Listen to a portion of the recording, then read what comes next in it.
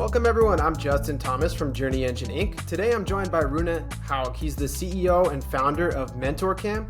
And today we're going to be discussing a topic that's absolutely critical for EdTech founders, which is securing funding. Let's get started. As a founder of Mentor.cam, I know you've secured millions in funding from renowned venture capital firms and angel investors. I would love for you to share with us a little bit about your funding journey and what has helped you get some of the success that you've seen to date. Yeah, absolutely. I think first of all, it's important to emphasize that funding for a startup is a means to an end and not an end in itself. So whether things are going really good with your fundraising process or it's taking a while and you're struggling a bit, I think that's something that's good to keep in mind. But with that said, in our case, when we started Mentor.cam, we had a pretty typical, I think, fundraising trajectory. So we started Mentor.cam about 3.5 years ago, and for those who don't know what Mentor.cam is, it's a marketplace and a platform for startup founders and entrepreneurs to get access to mentors and advisors that are typically difficult to access. So guys like Chris McGavigan from the Honest Companies there, Jacob Jaber from Phil's Coffee. We have some tech founders as well, Edward Angus from Nerds, Brian Wilcox from Tavala. And the premise of this is to get access to these individuals for advice and help on topics that are relevant to startups. So like, for example, fundraising. And we started out back in 2020 is when we launched. We had an MVP and we had very limited traction, but we had some users, all of whom we recruited manually, meaning that we reached out and got them to use the product. That was enough for me to say, okay, we can build a thesis around this. And I created a very simple deck, and I started with a fundraising goal of $100,000. I think it's really important when you start raising that you understand that these things go in tranches. I hear a lot of founders, first-time founders, say, okay, I want to do a $2 or $3 million seed round. When they're starting at zero. Typically, that's not how it works. You start with some capital, you validate a few more proof points, and then you raise more if you need to. So we started with a $100,000 fundraising goal. I was living in San Francisco at the time, so I had access to a community of angel investors. Some of my friends were also angel investors. So I put the word out to them. Some of them invested, some of them didn't, and some of them also reached out to their friends who had been doing some angel investing, and were able to put together this $100,000 with mostly $10,000, $20,000, $25,000 checks. Now that we had some capital, we had enough to be dangerous. So we used that to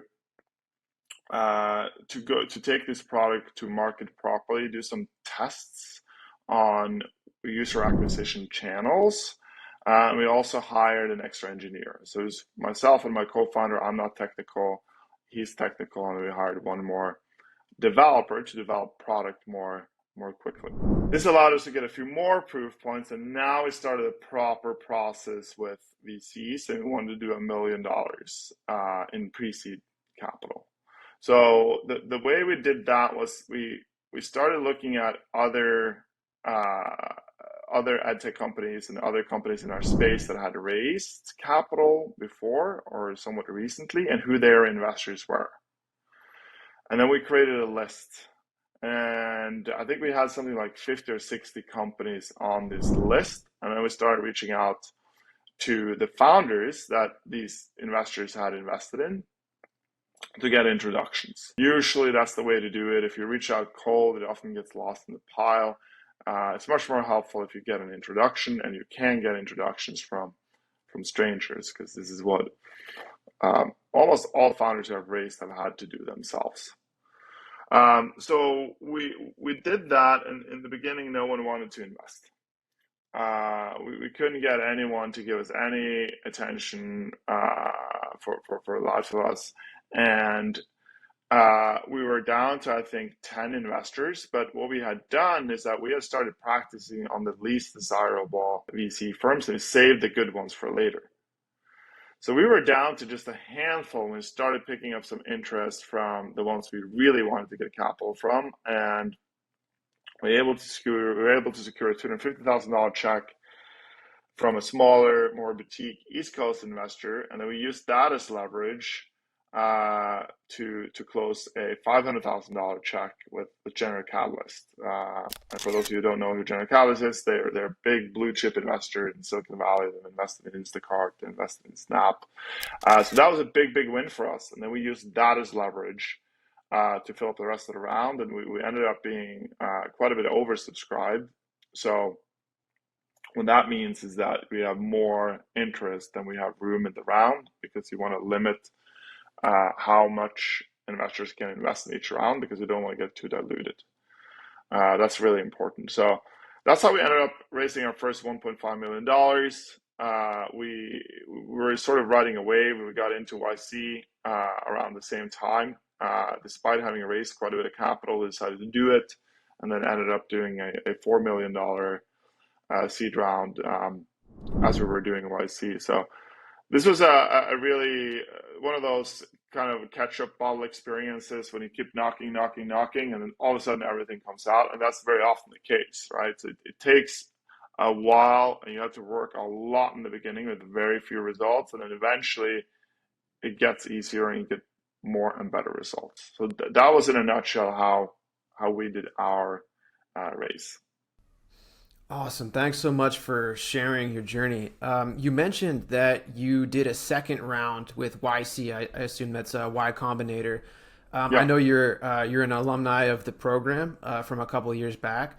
Can you talk to us a little bit more about your experience with Y Combinator, the application process, and the connections you made there, any mentorship, and how that contributed to your success in the long run? Yeah, absolutely. So Y Combinator is the most prominent startup accelerator in the world, and probably the most difficult one to get into. I think they accept something like 2% of all applicants. And there's a lot of mystery kind of around the experience in and of itself, even though YC is pretty transparent about their program and how they operate, right? If you're not in it. And then once you do it, you sort of realize, okay, this is what it's about, and it's not maybe as mysterious as as you thought.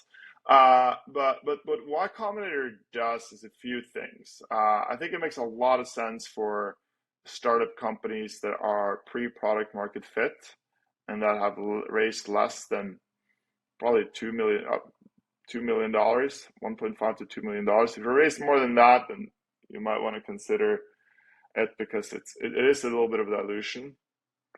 And what they do is that they invest, I think now they do $500,000. So the first $125,000 is for 7% of your company, and then the rest is what's called a most favored nation. So they will invest the rest of the 375 on whatever terms you get next. But when we did it, they didn't have this deal. It was 125K is what they invested. So since we already had raised 1.5 million, it wasn't the investment in and of itself that made it attractive, is what the YC brand brings and what the program brings. And what the brand brings is a lot of credibility, right? It signals to investors and potential employees and potential partners that you as a founder and you as a startup, especially in the early days, have been pre-vetted, and you've been pre-vetted by someone who only accepts a very small portion of the people that come their way, right? So that is really strong in any interaction you do with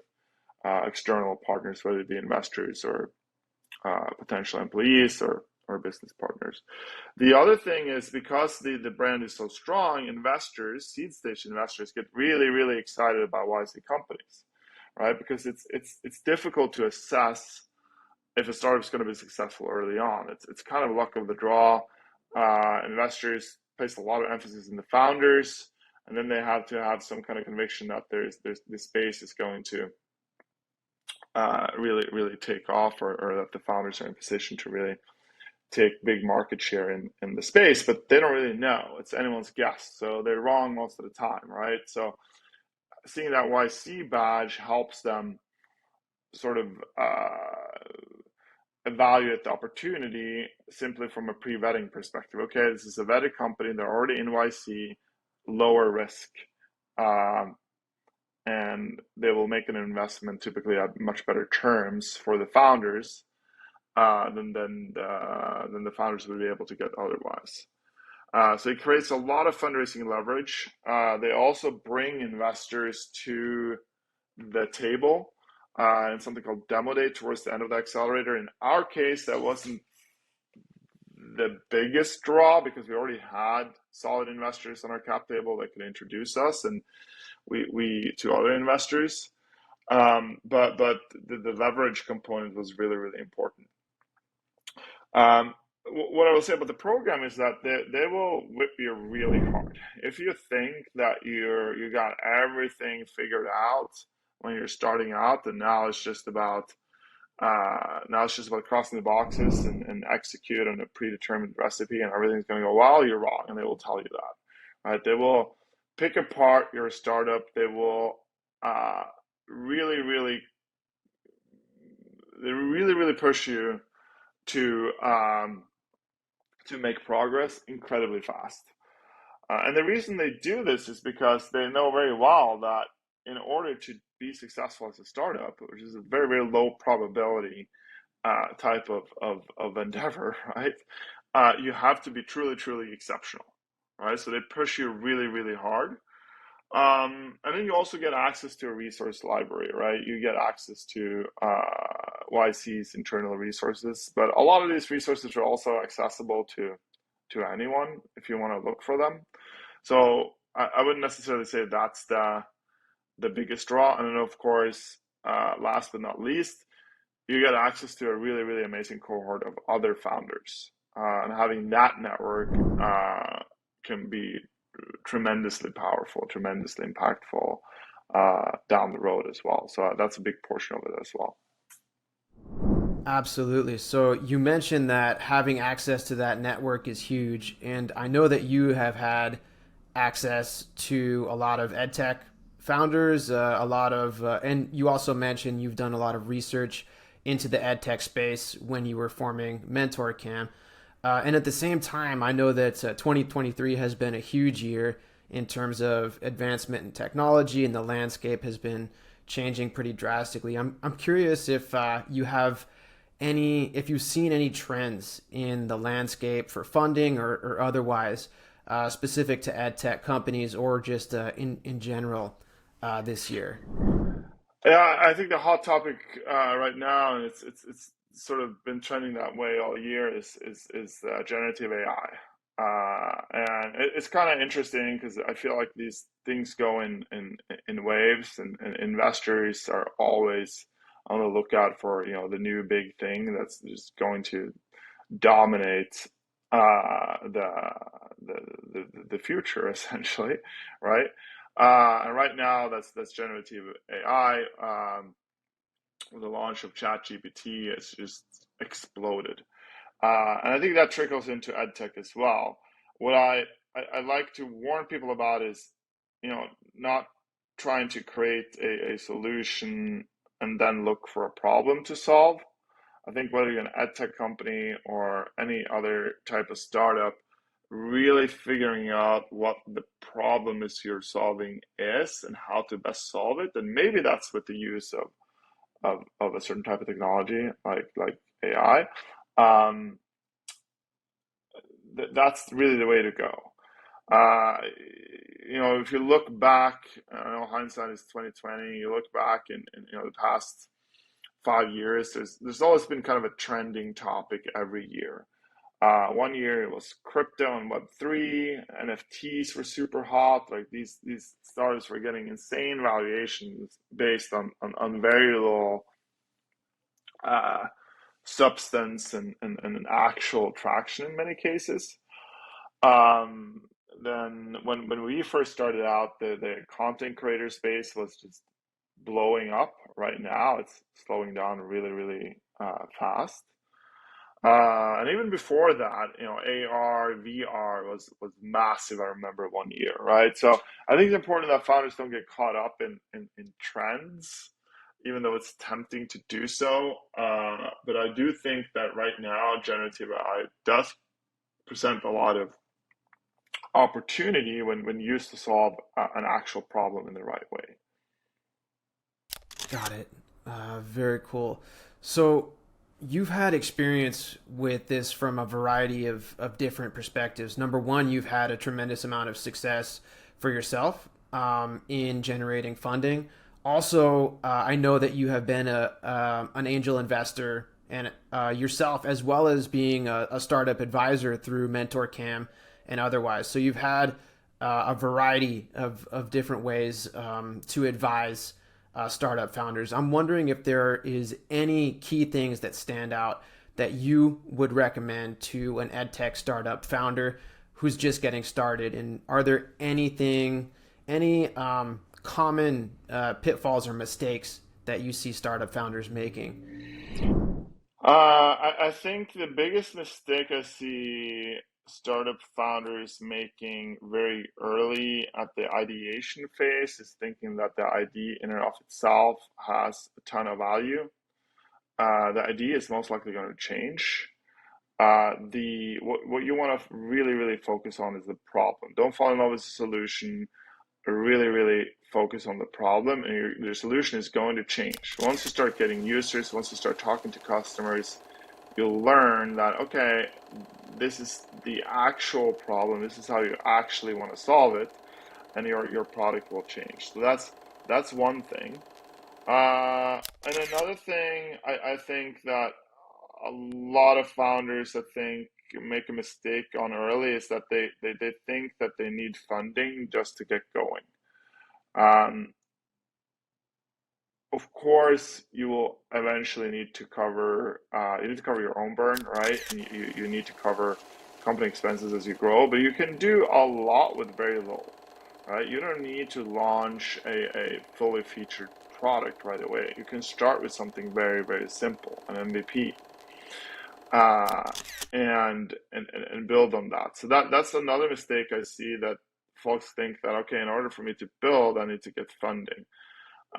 You need to get funding so that when you find product market fit, you can scale fast, right? And that's another thing I see sometimes also when people have some funding, is that they start scaling way too fast.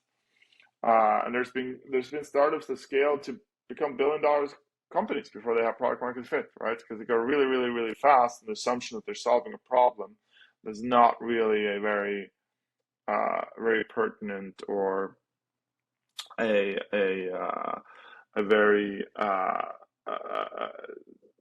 sticky and big problem, right? So that's something else that I always caution founders to be very wary of, because once you spend your money, once you run out of money, you're done. Right? Your startup dies. You're done. So you want to be very careful about that. Certainly. So the first thing you said there that resonated a lot with me, because it's something that we advise, basically the exact same advice that we give to founders, is to focus on the problem or those pain points. And you mentioned some founders are overly focused on the idea. What I have found, especially with super technical founders, is that sometimes they could be overly focused on the features of the product and all the bells and whistles and the technical components. So I think that's very similar. So I found that super interesting as well. That you found that was one of the big mistakes. I'm curious. Have you seen those mistakes or those challenges in generating funding change as those rounds get to later stages of the startup journey? Yeah, I mean, you gotta also kind of understand how what investors look for in these different phases, right? What matters, because in the beginning you're probably not going to have product market fit, and it's really the team. Right, it depends on the investor, but most investors will say definitely the team is really important. Who the founders are, their ability to execute, right? Because the idea might change, the solution might change, but the founders are usually constant. Um, and Early on, pre-seed, seed stage, right? The founders really matter. The market opportunity, I would say too, right? Can you really demonstrate that this is a venture case, that you're fundable? Is this $1 billion market or more? Right? Can this be $1 billion company? And the reason it has to be, at least in order to attract venture capital, is because that asset class does not work otherwise, because they need 1 out of 10 or 1 out of 30 to really be very big, to carry all the ones that fail and become worth nothing. But I would say early on, team really important. Team stays important, but as you sort of find product market fit and you're a little more advanced traction, right? Your revenue numbers start really mattering when you do a Series A or priced round. And also I'd say unit economics, but beyond an A, you really have to look at all these things, and revenue or growth and unit economics probably matter even more, especially unit economics and being able to show a path to profitability, right? I think that's something that's come more and more in focus, and it's come in focus earlier than it used to. So maybe before, at a Series B or a Series C, investors wanted to see profitability or a path to profitability. Now you might have to demonstrate that even at the A round, but certainly not at the seed round or pre-seed round, right? That's when you really just have to showcase your ability as founder to execute. Definitely. So you mentioned product market fit a couple times. I want to double click on that a little bit. You mentioned that some companies are able to get really far along in their journey without even achieving product market fit. I found that interesting. I'm curious what you have found is a good approach to product market fit with your own experience with Mentor.cam and otherwise. Well, product market fit is one of those sort of loose terms that are a little difficult to define. The best definition that I've come across is this analogy of rolling a boulder up a hill. That's kind of what it feels like when you don't have product market fit, right? You keep rolling it, you keep pushing. It's really difficult to get more customers and get them to stick around. It's always a challenge. And sometimes the boulder rolls down, and you have to run back down and keep rolling it up again, and it's exhausting. Then eventually it becomes a little easier once you hit kind of the top of the mountain or the top of the hill, right? You push and it rolls a little bit, and it doesn't start rolling back towards you, right? And then at some point this boulder starts rolling so fast you have a hard time just keeping up with it, right? And that's the best analogy I found for product market fit. Um, there are some cases where if you just have a lot of capital, you can sort of hire someone to roll that boulder for you, and you don't really have to worry about whether it's going uphill or not, because you're putting so much money behind it. You're just like powering through, right? And that, I think, has happened a few times where someone's kind of been the sort of the hot girl at the prom, in the sense that they get a lot of attention, right? And everyone wants to get close to them, right? Wants to invest, and then they raise a lot of money at very high valuations, and then they just keep going and going and going without really deciding or determining whether these are they really serving their customers well, are they solving a problem, are their customers actually sticking around. Um, I think that's a big trap that, and won't mention any names, but there are billion-dollar companies out there in the consumer world, in the EdTech world that have as well that have probably more so in consumer, I would say, that probably have raised a lot of capital and scaled way before they had any semblance of product market fit. Very cool. So we've talked about a bunch of things. We've talked about product market fit. We've talked about ideation. We've talked about advice for getting that first funding round. I'm curious if you have one quality that stands out to you that you would say sets apart a successful ed tech company in generating funding from one that is not successful. If you had to boil it down to one quality. I would say perseverance, just being able to stick with it and stick it out. That's really important because you can get a lot of rejection, a ton, and that's normal. And if you're not able to get back up after you fall down or you feel beaten down and go at it again, you're probably not going to be successful racing. So the most successful founders, they always get back up, they always keep going at it, and that's how you end up raising capital.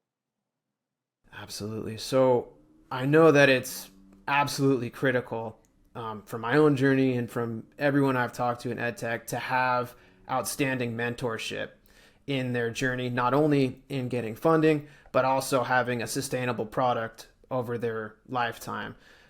So I would love for you to tell us a little bit about what you have going on at Mentor.cam and how it can help EdTech startup founders on their journey.